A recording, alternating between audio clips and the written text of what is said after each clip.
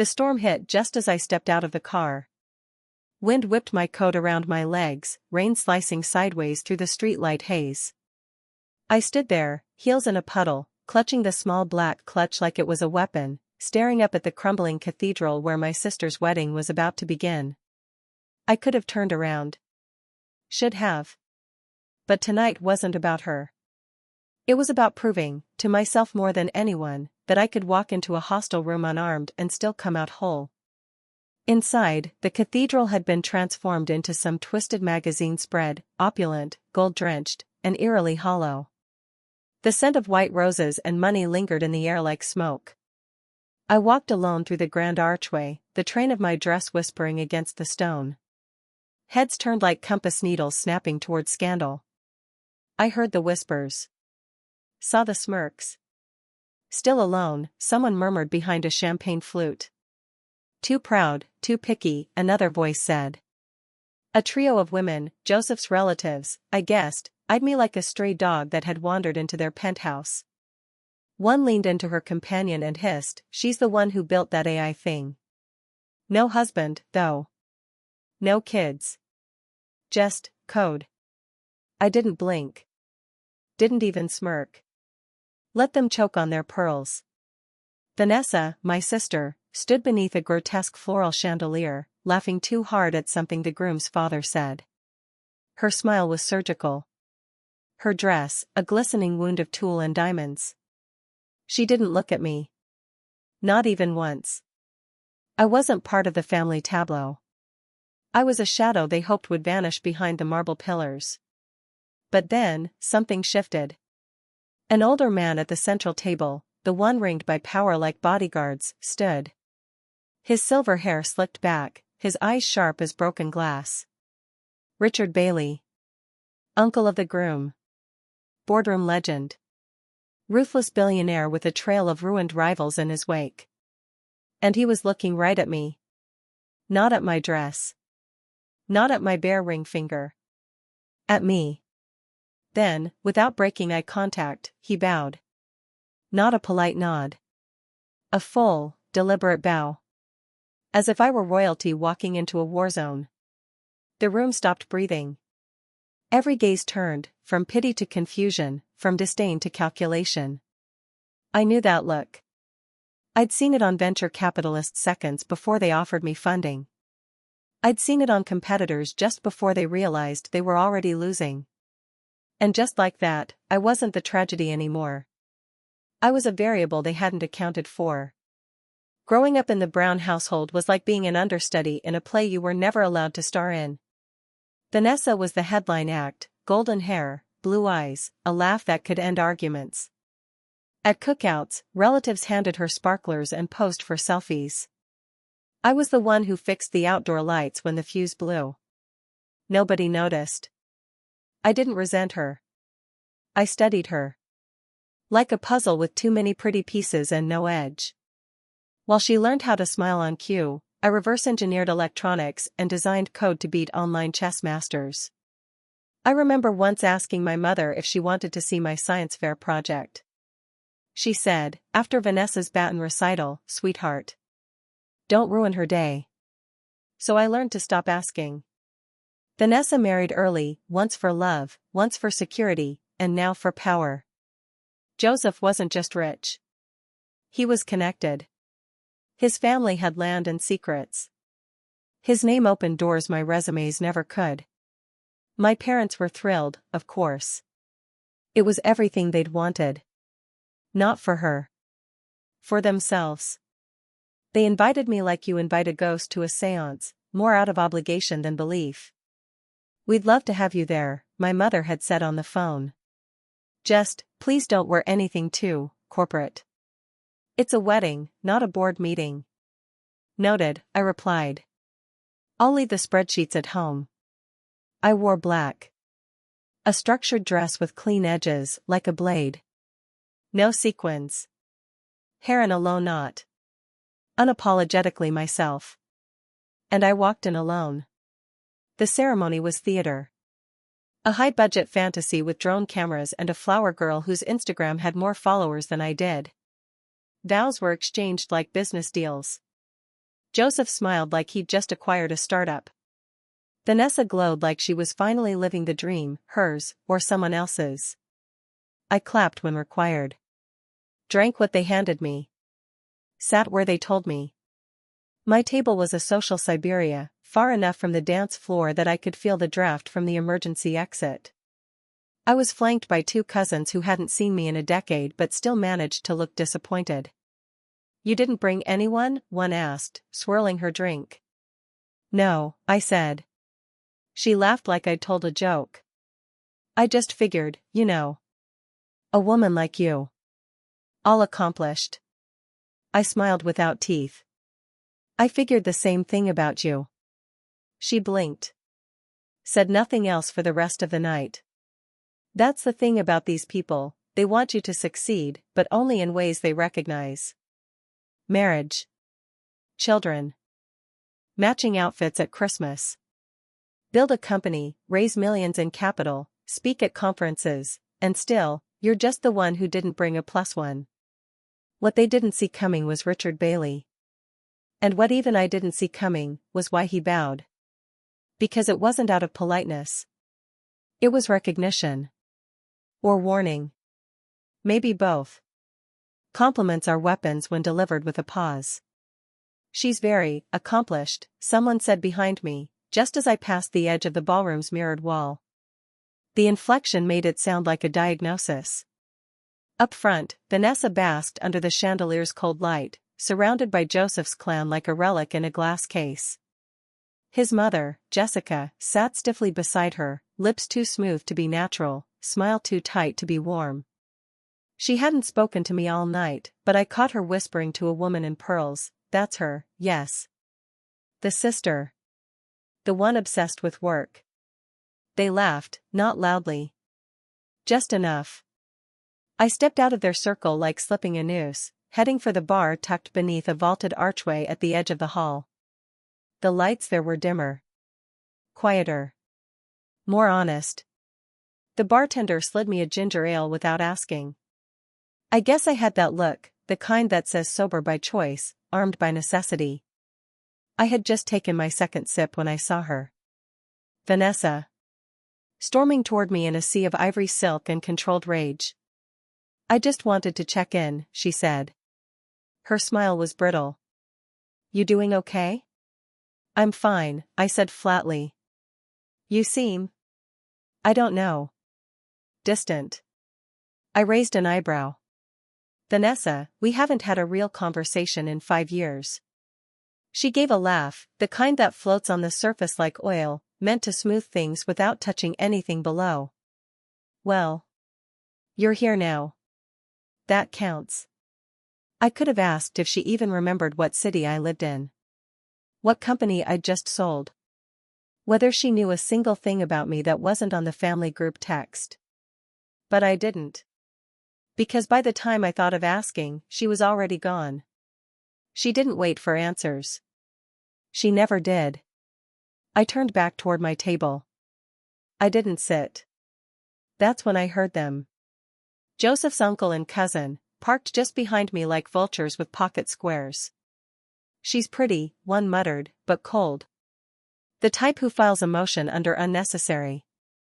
Probably expects applause just for showing up without a date," the other chuckled. I didn't turn around. Didn't speak. But my hand clenched the base of my glass a little too tightly. I thought, leave now. You've made your point. Get in the car. Drive until their voices turn to fog. And then? A chair scraped back. Not loud. But intentional. I turned, and time slowed. Richard Bailey was standing. He didn't move quickly. He didn't need to. He stepped forward through the rows of startled guests like he was walking through his own boardroom. Joseph blinked. Vanessa tensed. Jessica looked ready to faint into her canopy. Then Richard did something that stole the oxygen from the room. He bowed. To me. A full, deliberate bow. Formal. Old world. The kind reserved for monarchs or predators. The air shifted. Forks paused midair. Someone gasped. Another guest dropped a glass that didn't shatter, it just bounced, softly, like even gravity had the decency to be quiet. When he stood upright, his gaze never left mine. "Miss Brown," he said, voice low and precise, like a scalpel. "It's an honor. Your keynote in Zurich reshaped the strategic model for 3 of our subsidiaries. I've been hoping to thank you in person." Dead silence. My pulse didn't spike. I didn't flinch. Instead, I smiled. Just enough. "Thank you, Mr. Sinclair," I replied. "The honor's mutual." Suddenly, the laughter died. The snickering dried up. The ghost of a woman they'd ignored was now the focal point of the most powerful man in the room. Richard didn't return to his seat. Instead, he gestured to a passing server. "Club soda." 2. Then, to me, "May I steal you for a moment?" I said yes, not because I needed validation, but because I knew the ripple had started. And I wanted to watch it crash into the shore. We stepped onto a stone terrace that overlooked the rain-slicked city. It was colder here. Quieter. The ballroom's glittering chaos was muffled by stained glass and old stone. Richard walked slowly, like a man who'd never once had to rush. When he finally spoke, his words felt chosen. "I meant every word," he said. "I recognized you the second you entered." I tilted my head. "Strange. Most of your family didn't." He smiled. It wasn't a kind smile. It was a knowing one. "They don't see value unless it's wrapped in lace and social media filters. Your sister's world is obsessed with surfaces. Yours isn't." I didn't reply. I didn't need to. He went on. "When your firm dropped that decentralized AI model, we were about to close a $180 million deal with your competitor. Zurich changed that. You changed that." I blinked. That deal hadn't been public. He noticed. "I keep tabs on the people who shape the future." Quietly. His words weren't flattery. They were fact. Then came the kicker. "You've built something from nothing. No trust fund. No family name carrying you. Just brains, fire, and sleepless nights. That's rare. And dangerous." His voice carried no judgment. Just respect. I looked at him for a long moment. "You didn't mention any of this to Joseph," I said. He chuckled, dry. "Joseph? He thinks Java is a resort. He inherited everything you built." The weight of those words landed deep. I remembered every underfunded pitch, every half-eaten takeout box, every server crash at 3 a.m. while the rest of the world slept. No applause. No spotlight. Just work. My family never saw it. They weren't wired to. But he had. When we returned, the air in the ballroom was different. People rose. Just a little. Not sure whether they should. Jessica wouldn't meet my eyes. Joseph looked like he'd been caught copying someone else's exam. Vanessa. Vanessa was fury wrapped in chiffon. She intercepted me before I could sit. Her smile was all teeth. "What was that?" she hissed. I looked at her calmly. That was someone finally recognizing what you never did. Her mouth tightened. "You couldn't let me have one day." I laughed, soft and humorless. "One day? Vanessa, you've had the stage your entire life." I didn't take the spotlight. It followed him. She turned and stormed off. Her bouquet trembled in her hand. The toasts began. Champagne flowed. Jokes were told. None of them about me this time. I sat quietly, a storm in a silk dress, with Richard Bailey at my side. He leaned in once, during a particularly dull anecdote about Joseph's college rugby years. "They still don't get it," he whispered. "You're not here to be seen." "No," I said. "I'm here to be remembered." And I was. For all the right reasons. The final toast was a slow-motion car crash. Joseph's father stood with a brandy glass and the slouch of a man who'd inherited everything except grace. His speech stumbled through the usual platitudes: love, family, unity, like reading from a faded cue card. Then he made a mistake. He looked at me. And of course, he added, lifting his glass, to the family members who joined us tonight, even the ones who feel more at home in a boardroom than a ballroom. A few guests chuckled. Soft. Safe. Then came the pause. Richard Bailey stood again. No preamble. No hesitation. And this time, he didn't ask permission. It takes almost no skill to inherit money, he said. His voice cut through the velvet hum of the room. Even less to marry into it. Glasses stilled midair. But the woman sitting beside me, Patricia Brown, has done neither. She created value from zero. She's reshaped industries you've only read about in glossy magazines. So if we're raising glasses tonight, mine is to her. Silence. The kind of silence that chokes. No polite laughs. No token applause. Just recalculations flickering behind every pair of eyes in the room. I didn't react. I didn't smile. I didn't move. There's something sharper than praise. It's being seen. And in that moment, someone in the room finally saw me, not as an accessory to a prettier narrative, but as the axis around which a different story turned. But it wasn't my family. They sat frozen.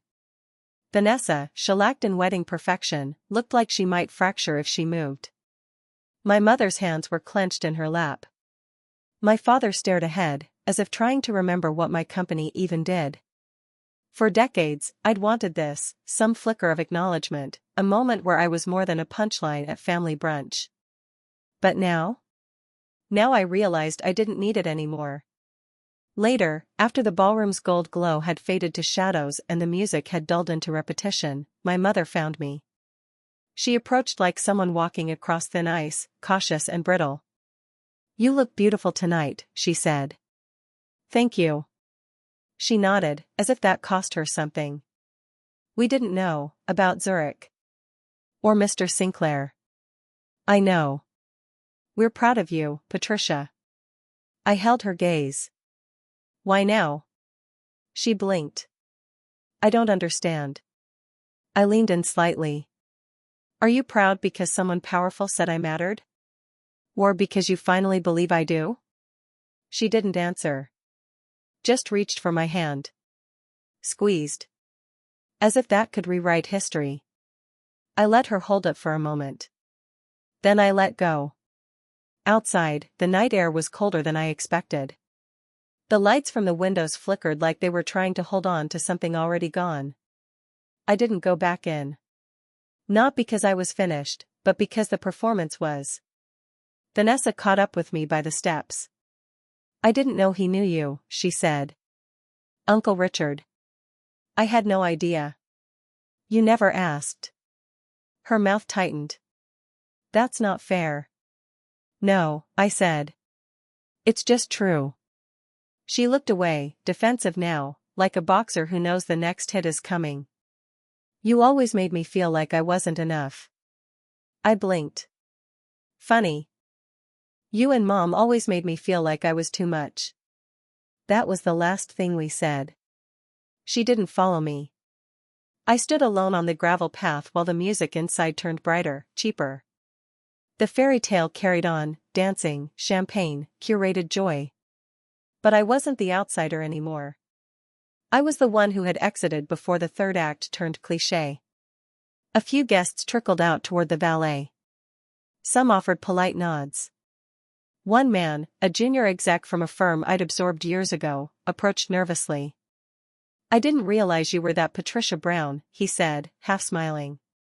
I looked at him once. "You still don't." He left without another word. Good. Richard appeared some time later, coat collar raised, tie loosened. He didn't speak at first. Just stood beside me, watching the night breathe. "You weren't trying to make a scene," I said. "No," he replied. I was trying to make a correction. I smiled, thin. Some illusions deserve to be broken. He nodded once. Then he offered it, quietly. No pitch. No flattery. A partnership. An actual venture, equal stakes, equal say. A new initiative. Global scale. Real teeth. And he wanted me to help build it. Not because I fit some diversity quota. Because he trusted my mind. My instinct. He didn't need a yes. He just needed to know I'd think. And I did. For a long moment, I let it hang in the cold air, not out of pride, but from clarity. Because for the first time in years, I wasn't reacting to a wound. I was making a decision. Finally, I said, let's talk Monday. He smiled. Not the kind they teach in charm school. The real kind. He walked away without another word. And I stayed. Still. Steady. The story hadn't ended. But for the first time, it belonged entirely to me. I drove home with the windows down and the engine humming like a thought I wasn't ready to finish. No music. Just wind. It hit my face sharp and cold, slicing through the last traces of perfume and pretense. And I welcomed it. It reminded me I was awake. Not surviving. Not performing. Just alive, on my own terms. The highway was mostly empty, just taillights in the distance and shadows peeling away under street lamps. I drove with one hand on the wheel and the other resting, still, like there was nothing left to hold or fight for. I didn't replay the night. I didn't need to. It had already branded itself into me, not because of what they said, but because of what I no longer needed them to say. I grew up imagining applause, daydreams where my family finally saw me, finally clapped at the right times, finally said the words I chased in a dozen different languages of success. But that night, something broke clean inside me. Not in grief. Not in anger. In release. Because they never clapped. And they never would. And I finally understood, it wasn't because I hadn't earned it. It was because they were never built to recognize the kind of thing I became. And I was done shrinking myself to fit their frame. Maybe that's what liberation really is. Not some loud declaration. Not a revenge speech. Not the moment they say we were wrong. It's the silence after you stop waiting. It's the stillness after the need dies. And in that silence, driving through the dark with the night air biting my skin and my pulse steady as a drumbeat, I realized. They don't get to measure me anymore. And that quiet, unceremonious truth, that was everything. Not applause. Not forgiveness. Not reconciliation. Just freedom. Unsentimental. Unearned. Undeniably mine.